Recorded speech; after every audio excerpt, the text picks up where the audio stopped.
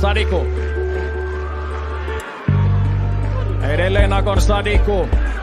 Lähtee laukomaan ja laukoo maaliin. Peli on 3-1.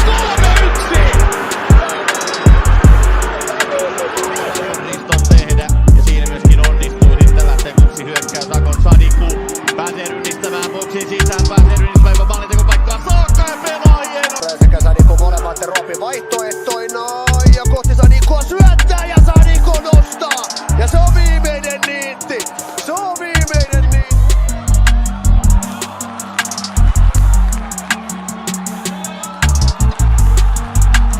Emmer krijgt de bal maar moeilijk weg. Maar nu in de omschakeling komt daar de beslissing aan. Nou, daar komt de beslissing aan. Het is jalkaa ja nyt olisi mahdollisuus Hongalla lähteä nopeasti eteenpäin. Jansseeneen laidalla, Jansseeneen pelaa kohti Sadikua, Sadiku pääsee palloon tässä Hongan paikkaan!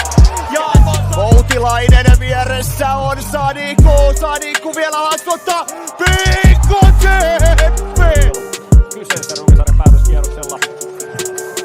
Mahdollista on, että siinä ratkeaa sitten myöskin runkosarjan voittaja tuossa ottelussa. Rui Munisto keskitys ja Akon Sadiku puskee pallon maaliin. Akatemista alle 20-vuotiaat saaneet paljon vastuuta. Nyt tulee Tötöinen sitten. Oliko maalivahti? Ricardo Friedrich. Tämä Sadikun tilanne, Akon Sadiku. Takaviisto, hyvä syöttö, Oksanen laukoo pelin tasoihin.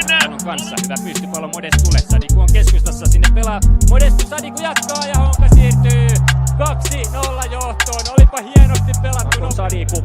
Häneltä myös hyvä sisääntulo, vaikka ihan hirveästi ei vielä pallon kanssa olekaan tekemisiin päässyt. Tässä pääsee.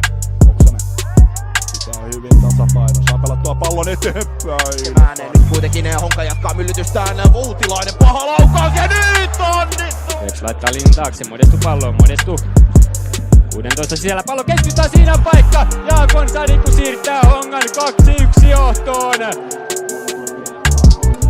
Ja näin sitten tulee Ja haastamaan edelleen Muhammed Ture tulee väkisin boksiin, pelaa hyvää palloa laatikkoon, Sadiku laukoo ja Kutsi ottaa 1-0.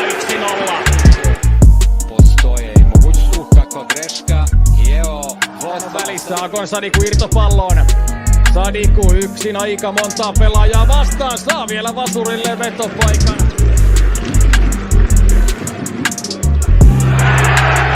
Oksanen tulee pallon kanssa eteenpäin, Ruoppi keskustaan ja siinä on paikka ja Sadiku laukoo pallon.